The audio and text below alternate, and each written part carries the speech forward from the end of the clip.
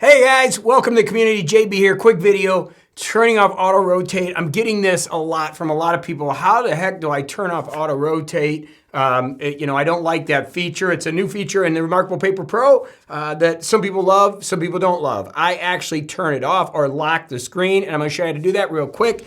Basically up here in the menu bar by your battery, okay, which is a quick menu. If you're in our planner and you get our free planner, right, you can't get to this. So you got to close, get back to where you work with your battery, click there, and there's a lock button. That will lock the screen where you want it to be. Again, very simple. It's one of those things, it's hard to find. Click that, lock the screen, and it will come up. There it is. And then you can also turn up the brightness. Also, one thing on the new beta, if you want to get in the beta, I'm going to do a video about this.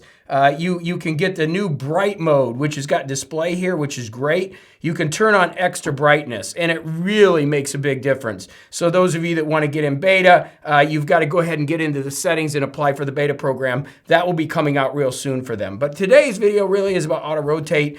You can turn that off and turn that on right there, and then it's going to lock the screen, and you're not going to have to worry about that rotation if you don't want that. All right, thanks for watching the video. Hey, remember, jump on down below, get our free planner, 966 pages over at morningcoach.com. Love to rock and roll with you as we always do, and I appreciate the support here on the channel. Now you know how to turn off that auto rotation.